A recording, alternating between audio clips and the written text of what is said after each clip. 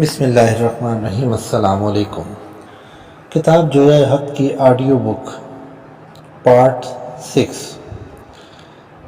آخری قسط میں ہم نے پڑھا تھا کہ مابا نے بحیرہ راہب سے وعدہ کیا کہ وہ اس کو ہر رابطے اور ہر واقعے سے مطلع کرتا رہے گا، اور طالب صادق کی طرح اور نبی برحق کی تلاش میں صحرا کی طرف نکل گیا۔ مابا کے جانے کے دوسرے دن بحیرہ مراقب اور عالم استغراق میں تھا، اور ممتاز و مرتاز مرید استفانوس اس کے سامنے سر جھکائے دو زانوں بیٹھا روحانی سیر کر رہا تھا کہ یک بیک بحیرہ نے کسی قدر بے لطفی دبے مزگی سے چونک کے کہا، بس مراقبہ بیکار ہے اور اب مجھے اس میں لطف نہیں آتا۔ عبادت الہی کے سوا یہ سب چیزیں بے سود ہیں۔ استفانوس ادب سے: یوں تو میں تابع فرما ہوں، لیکن کیا یہ مراقبہ عبادت نہیں ہے؟ بحیرہ: ہاں، مجھے تو اس کے سچی عبادت ہونے میں شک ہے۔ استفانوس: کیا یہ خادم اس قابل نہیں کہ اس پر یہ رمز آشکار کیا جائے؟ بحیرہ: عبادت تو خدا کی پرستش کا ایک خاص طریقہ ہے جو ہم جیسے لوگوں میں ہے، اور مراقبہ ایک خاص تصور ہے جس میں تم زیادہ تر اپنے مرشد کا خیال پیش نظر رکھتے ہو، اور میں اپنے شیخ اور دیگر مشہور اولیاء سلف و سلیب و تسلیس کا تصور اپنی نظر کے سامنے قائم کرتا ہوں، اور یہ چیزیں مجھے خلاف اور مشتبہ سی نظر آتی ہیں۔ استفانوس: مگر ان کے بے اصل اور مشتبہ ہونے کی وجہ بھی میری سمجھ میں نہیں آئی۔ بحیرہ: استفانوس، اگر میں اپنی اصلی خیالات تم پر آشکار کرا دوں تو تم مجھ سے بدعقیدہ اور بدظن تو نہ ہو جاؤ گے؟ استفانوس: جسے جو کچھ فیض پہنچا حضور ہی سے پہنچا، وہ بھلا آپ کے ایسے روشن دل مرشد کی جانب کوئی برا خیال دل میں لا سکتا ہے؟ بحیرہ: سنو، جب میں نے کلامی بحثوں اور ذات باری کے متعلق طرح طرح کے خیال آرائیاں کرنے کے بعد رہبانیت کی زندگی اختیار کی تو جستجو حق کے متعلق میرے دل میں طرح طرح کے برے خیالات اور شکوک و شبہات گزرتے ہیں، اور جن اصول مذہبی پر ہماری روحانیت کا دار و مدار تھا ان پر مجھے اطمینان نہ ہوتا تھا۔ کبھی میرے خیالات ملحدوں کے سے ہو جاتے تھے اور کبھی ہر مذہب کے اصول کی طرف خیال لے جاتا، مگر اپنے مضطرب و مستردل کو تسلی دینے میں ناکام رہتا تھا۔ مرحوم بونیفیس جو بعد کو انطاکیہ کے خانقاہ کا راہب اعظم ہو گیا، ان دنوں مدرسہ الہیہ میں میرا ہم سبق اور رفیق تھا۔ اس پر میں نے اپنی روحانی بے قراری کو ظاہر کیا تو اس نے کہا، یہ شبہات میرے دل میں بھی پیدا ہوتے ہیں، مگر میں ان کو دباتا اور وسوسہ شیطانی خیال کر کے دل سے نکال ڈالتا ہوں۔ اس کا یہ جواب سن کر میری حالت اور خراب ہوئی اور قریب تھا کہ میں گمراہ ہو جاؤں۔ اتفاقاً یہاں کے خانقاہ کے راہب اور ولی سینٹ آربن سے ملاقات ہو گئی، جو ولی اعظم نستوریوس کے شاگرد تھے۔ ان کے سامنے جو میں نے اپنے خیالات ظاہر کیے تو انہوں نے کہا، تم کسی مہلک روحانی مرض میں مبتلا ہونے والے ہو۔ مادہ فاسد جمع ہو چکا ہے اور مرض تم پر غالب آنے ہی کو ہے، اور اس کے سوا کوئی علاج نہیں کہ پیغمبروں کو چھوڑ کے مجہولوں کو نہ خالق کی عبادت میں مصروف ہو جاؤ، اور مراقبہ میں مسیح و تسلیس کا دھیان کرو۔ چند روز میں یہ خیالات تمہارے ملحدانہ اوہام پر غالب آ جائیں گے اور یہ کفر و الحاد کی باتیں بھول جاؤ گے۔ اگرچہ اس علاج سے شفا کی امید تو نہ تھی، مگر میں نے خیال کیا کہ اس تدبیر سے میں اپنے پریشان کرنے والے اوہام کو بھول جاؤں گا، اور یہی ہوا۔ ولی اربن کے حلقہ مراقبہ میں چند ہی روز بیٹھا تھا کہ وہ سب باتیں بھول گئیں، اور اگر کبھی وہ شکوک یاد بھی آ جاتے تو میں دل میں کہتا کہ تمام علماء و اولیاء روحانی متفق اللفظ کہہ کر رہے ہیں کہ عنقریب ایک ناموس الہی اور سچی ہادی کا ظہور ہونے والا ہے، اب ان شکوک کو دفع ہی رہنے دے۔ ولی اربن کے بعد جب میں ان کا جانشین ہوا تو اسی ہادی اعظم کی جستجو میں لگا رہتا۔ ایک دن صحرا نشینان عرب کا ایک قافلہ یہاں آ کے ٹھہرا۔ اس میں مجھے ایک 9 سال کی عمر کا نہایت خوش رو لڑکا نظر آیا، جو اگرچہ پڑھا لکھا نہ تھا، مگر اس کی وضع قطع دیکھ کے اور اس کی باتیں سن کے شبہ ہوا کہ یہی وہی ناموس الہی تو نہیں ہے۔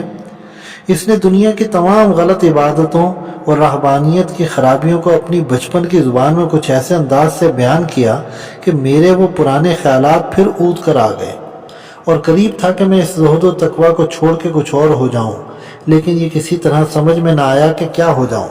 اس حالت، اس رہبانیت، اس طریقہ عبادت کو چھوڑ دینا تو آسان تھا، مگر یہ سمجھ میں نہ آتا تھا کہ کون سا طریقہ اختیار کروں اور کسے اپنا ہادی و رہبر بناؤں۔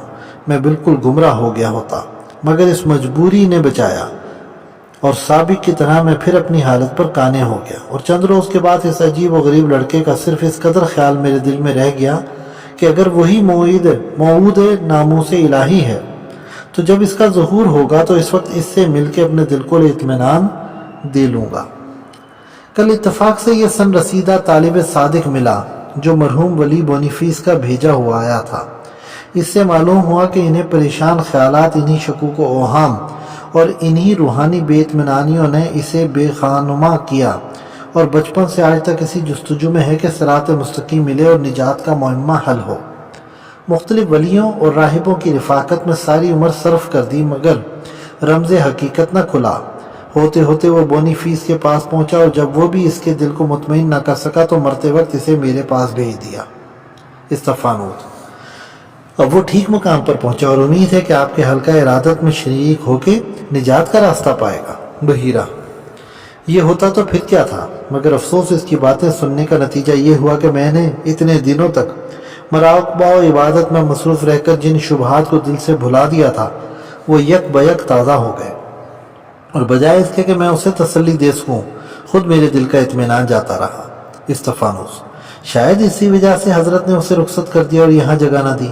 بحیرہ نہیں، میں نے صاف صاف کہہ دیا کہ میں خود انہی شبہوں میں پھنسا ہوا ہوں، لیکن اگر تم کو حق کا پتہ لگانا ہو تو اس عربی نژاد لڑکے کا پتہ لگاؤ۔ اب یقین ہے کہ اس کا جوہر کھل گیا ہوگا اور اس کی اصلی شان نمودار ہو گئی ہوگی۔ مجھے اس کے جستجو قدم مارنا چاہیے تھا، مگر میرا نہ اتنا حوصلہ ہے، نہ ہی مجھ میں اتنی ہمت ہے کہ نہ پیدا کنار صحرائے عرب میں قدم رکھوں۔ تم سے ہو سکے تو جاؤ اور اسے تلاش کرو۔ جو عربی قافلے ادھر آیا کرتے ہیں ان کے ذریعے سے خط و کتابت کر کے مجھے اپنے حالات اور جستجو کے نتائج سے آگاہ کرتے رہو۔ وہ دھن کا پکا اور مجھ سے بدرجہ زیادہ طالب حق تھا، فوراً آمادہ ہو گیا، اور بغیر اس کے کہ اس کی گفتگو کے بعد ایک گھڑی بھی یہاں ٹھہرے چل پڑا ہوا۔ استفانوس مگر آپ نے اسے اس عرب لڑکے کا کچھ پتہ نشان بھی دیا؟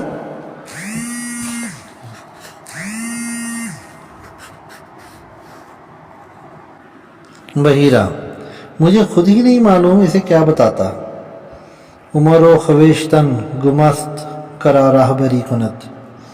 استفانوس تو بغیر یہ معلوم کیے ہوئے کہ کس سرزمین، کس علاقے اور کس شہر میں وہ عرب نوجوان ملے گا اور اہل عرب کے کس قبیلے سے اس کا تعلق ہے، یہ شخص کیوں کر پتہ لگا سکے گا؟ بحیرہ چاہے کچھ بھی نہ معلوم ہو مگر وہ منزل مقصود تک پہنچ جائے گا۔ یاد رکھو، من طالبہ وجدہ، سچا طالب مطلوب کو کسی نہ کسی طرح پا ہی لیتا ہے۔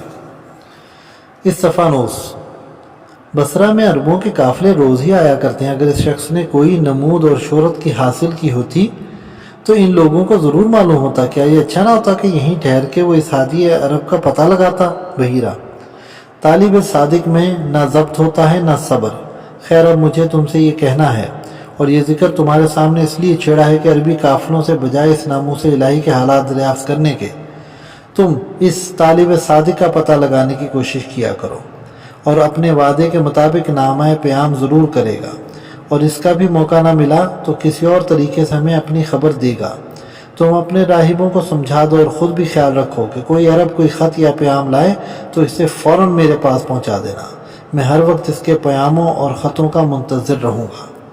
استفانوس اپنے مرشد کے حکم کی تعمیل کا وعدہ کر کے واپس آیا، اور اسی دن تمام راہبوں کو تاکید کر دی کہ اب جو عربی قافلے آئیں گے ان کے ہر مسافر سے مل کے وہ اس پر پراسرار درویش کا حال ضرور دریافت کیا کرے جو آج ہمارے مرشد بحیرہ کی قدم بوسی کر کے صحرا عرب میں چلا گیا۔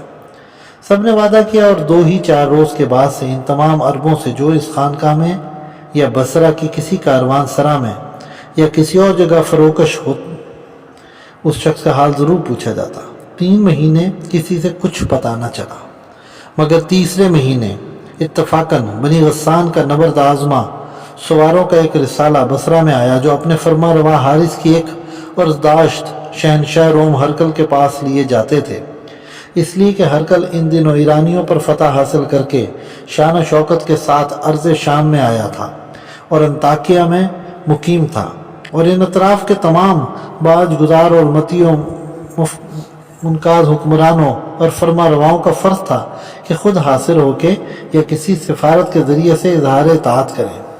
یہ غسانی لشکر جب بصرہ میں فروکش ہوا تو اس میں سے ایک سوار سرپٹ گھوڑا دوڑاتا ہوا بحیرہ کے خانقاہ میں آیا اور ایک راہب کے ہاتھ میں خط دے کر کہا، اسے اپنے مرشد بحیرہ کے خدمت میں پہنچا دینا، اور یہ کہتے ہی فوراً واپس گیا۔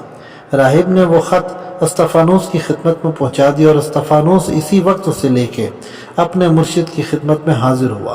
وہ خط اس کے سامنے رکھ دیا اور ادب سے عرض کیا، اس خط کو کوئی فوجی سوار ہماری خانقاہ کے ایک راہب کو دے کے چلا گیا ہے، معلوم ہوتا ہے یہ کسی مسیحی سردار کا خط ہے۔ بحیرہ، تم اسے چاک کر کے پڑھو اور بتاؤ کہ کیا لکھا ہے۔